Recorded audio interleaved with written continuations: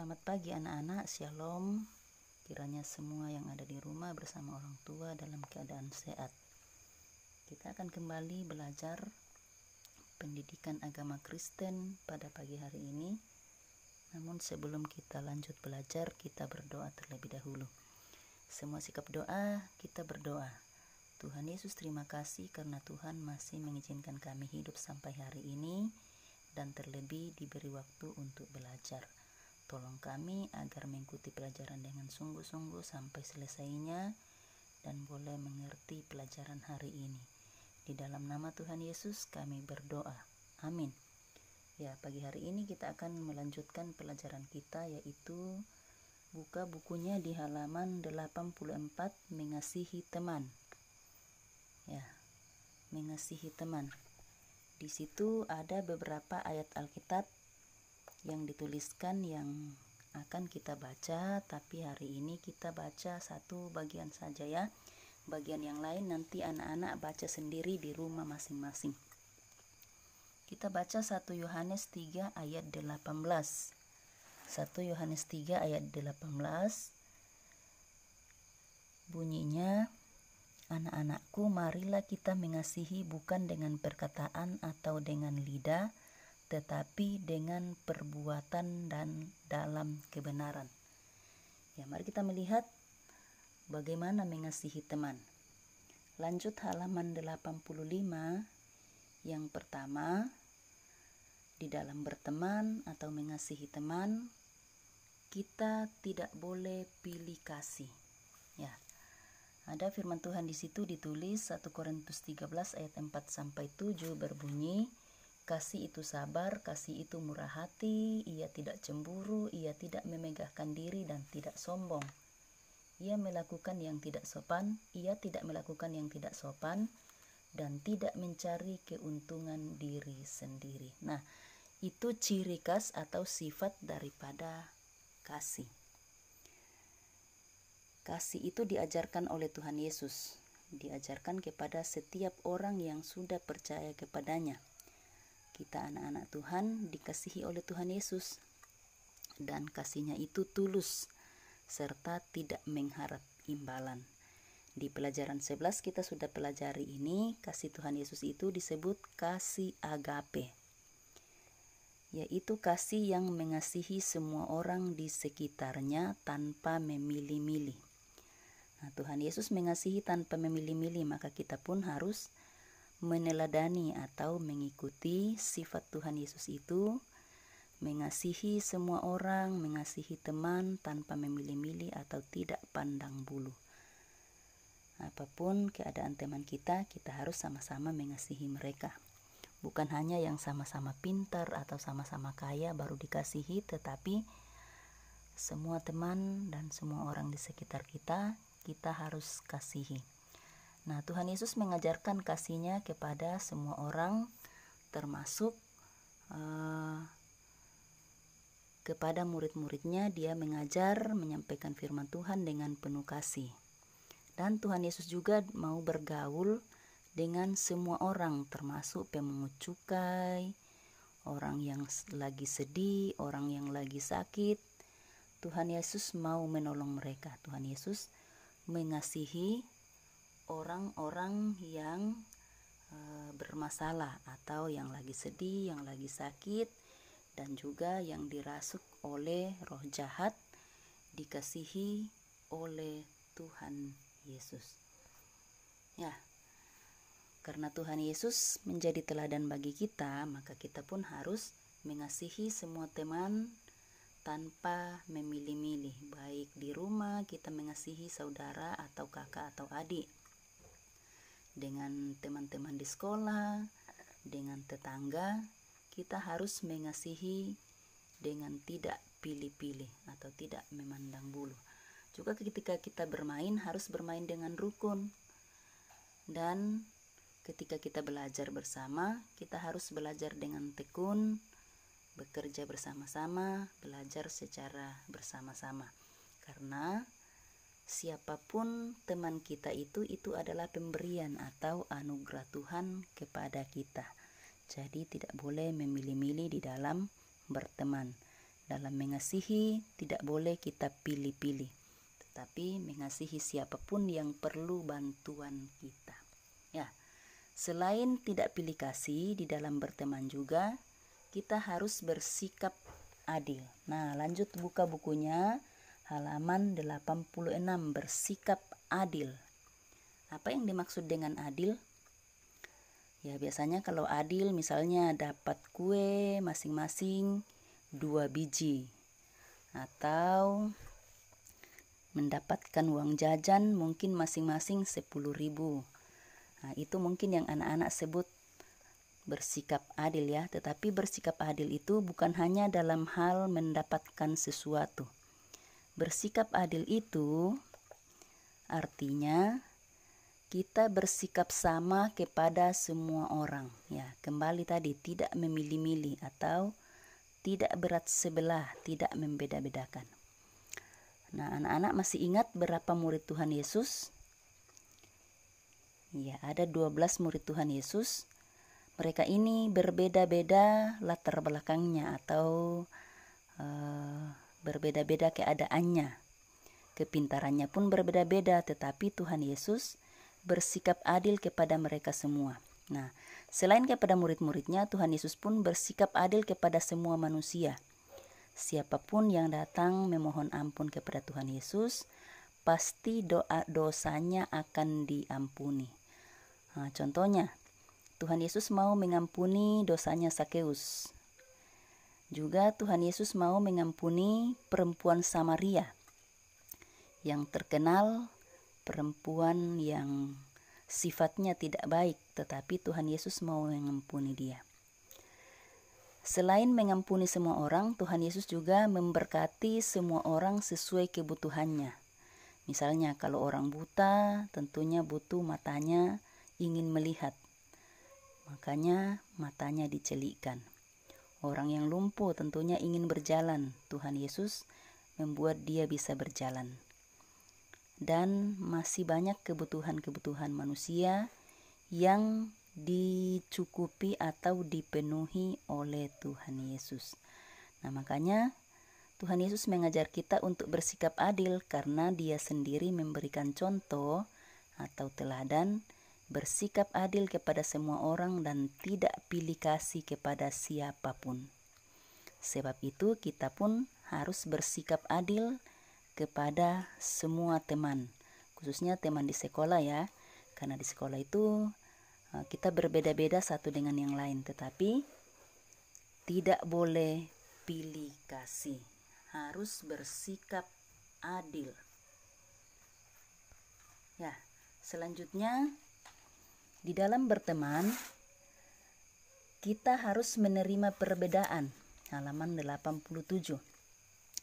Ya, seperti tadi Ibu katakan, teman kita itu berbeda satu dengan yang lain. Tidak semua pintar, tidak semua kaya, tidak semua punya mungkin toko yang bagus, yang maju, tetapi kita harus bersikap menerima perbedaan satu dengan yang lain. Ya, apa itu yang dimaksud menerima perbedaan? Ya, perbedaan itu ada pada semua orang. Di rumah kita aja semua anggota keluarga itu berbeda satu dengan yang lain. Apanya yang berbeda? Di pelajaran tema anak-anak sudah belajar bahwa setiap orang itu punya perbedaan. Di dalam keluarga kita, mama dan papa punya perbedaan. Misalnya, masing-masing punya hobi atau kesukaan yang berbeda. Selain kesukaan atau hobi berbeda, mungkin kalau dengan teman kita di sekolah, warna kulit kita berbeda, rambut kita berbeda. Kita juga berasal dari suku yang berbeda-beda, punya cara atau kebiasaan yang berbeda-beda. Cara kita berbicara, bercanda berbeda satu dengan yang lain. Sebab itu, kita harus saling menerima satu dengan yang lain dan saling memaklumi atau saling menghargai. Karena perbedaan itu adalah pemberian Tuhan atau anugerah Tuhan. Tuhan mengizinkan manusia berbeda-beda satu dengan yang lain supaya manusia bisa saling melengkapi, bisa bekerja sama dan menghargai satu dengan yang lain. Nah, ada lagu yang sering anak-anak nyanyikan, Tuhan cinta semua bangsa. Ya. Itu menunjukkan bahwa Tuhan Yesus itu mencintai semua orang. Ketika Tuhan Yesus datang ke dunia untuk menyelamatkan manusia, Dia bukan hanya mau menyelamatkan orang Israel atau orang Yahudi, tetapi Dia mau menyelamatkan semua bangsa, termasuk kita bangsa Indonesia, orang Tionghoa, orang Malaysia, termasuk kita yang ada di Tarakan. Ya, Tuhan Yesus datang untuk menyelamatkan semua manusia yang mau percaya kepadanya. Nah, anak-anak, menerima perbedaan berarti kita mau menghargai orang lain. Ya. Bagaimana itu menghargai perbedaan dengan orang lain? Misalnya kalau ada kekurangan teman kita, jangan kita tertawakan, jangan kita ejek, atau jangan kita jauhi teman yang berbeda dengan kita. Tetapi tetap mau belajar bersama, mau bermain bersama, mau bekerja sama, mengerjakan tugas-tugas yang mungkin Bapak Ibu Guru berikan kepada kita. Karena Tuhan Yesus itu mengasihi semua orang. Maka kita pun harus mengasihi walaupun teman kita berbeda dengan kita. Tidak boleh membedakan, harus bersikap adil, harus menerima perbedaan satu dengan yang lain, dan berikutnya yang keempat, selain saling menerima perbedaan, kalau kita mengasihi teman berarti kita harus mau memaafkan atau mengampuni kalau teman kita bersalah, ya. Nah, di situ di buku kita halaman 88 ada 4 pertanyaan. Pernahkah kamu bertengkar? Ya, pasti pernah bertengkar kan? Dengan siapa kamu bertengkar? Mungkin dengan saudaranya di rumah, atau dengan temannya, atau di sekolah, atau teman bermain di lingkungan tetangga, atau siapa saja. Mungkin kalian pernah bertengkar. Lalu kalau ketika kamu bertengkar, apa yang kamu rasakan? Ya, pasti jengkel ya, marah. Dan kalau kamu sudah bertengkar, apa yang kamu alami?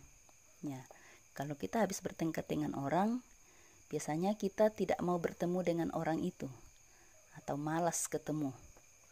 Itu karena kita belum memaafkan mereka. Nah, di sini kita belajar untuk saling mengampuni kalau ada teman yang melakukan kekeliruan atau berbuat salah, karena semua orang pasti pernah berbuat salah, termasuk kita.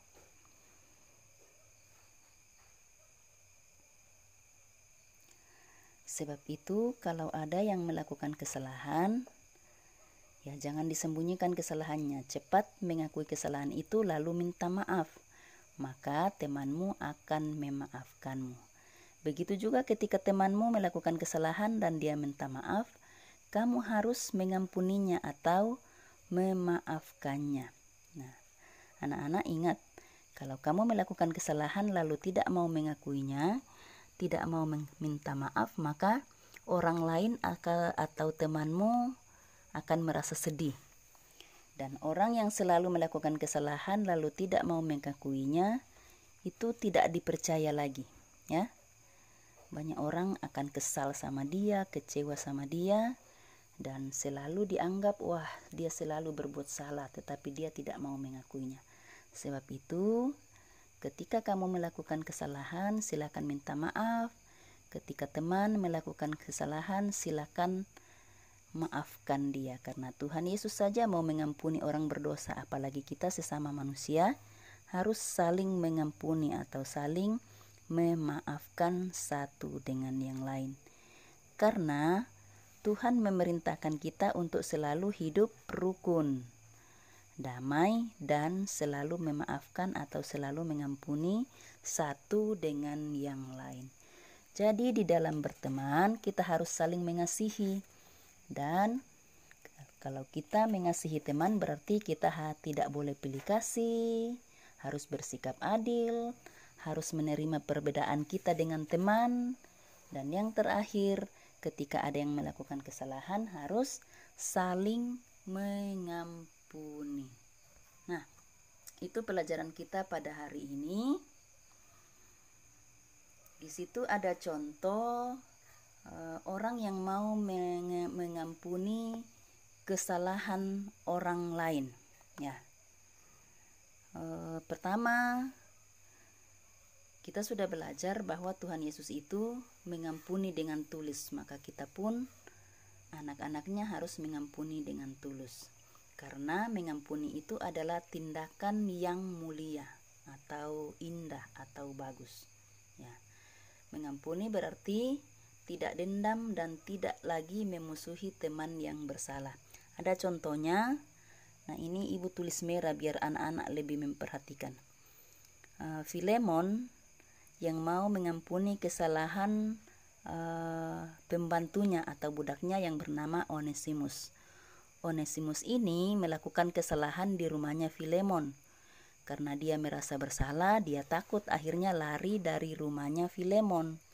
Tetapi ketika dia bertemu dengan Paulus menasehati dia supaya dia mau meminta maaf kepada Filemon. Dan akhirnya ketika Onesimus datang minta maaf kepada Filemon, Filemon memaafkannya dan menerima dia kembali di rumahnya. Nah, yang lebih bagusnya lagi karena Filemon ini ketika dia sudah memaafkan Onesimus, dia memanggil atau menerima kembali Onesimus di rumahnya, tetapi bukan lagi sebagai pembantu, namun dia diangkat menjadi saudaranya. Ya, itu orang yang betul-betul mengasihi dengan baik, yang mau mengampuni dengan tulus. Nah, di buku kita ada ditulis, kalau kamu mengampuni orang lain, maka Tuhan pun akan mengampuni kamu dan memberkati kamu. Nah, sebab itu kita manusia, khususnya kita anak-anak Tuhan, harus saling mengampuni satu dengan yang lain. Karena ketika kita mengampuni berarti kita sudah mengerjakan atau melakukan sikap mengasihi yang diajarkan oleh Tuhan Yesus. Apa yang Tuhan Yesus berikan contoh kepada kita, kita pun harus mengikutinya. Ya, demikian pelajaran kita hari ini. Anak-anak siapkan diri untuk belajar pelajaran selanjutnya. Kiranya Tuhan Yesus memberkati kita. Selamat pagi, semuanya sehat, selamat belajar. Tuhan selalu beserta kita.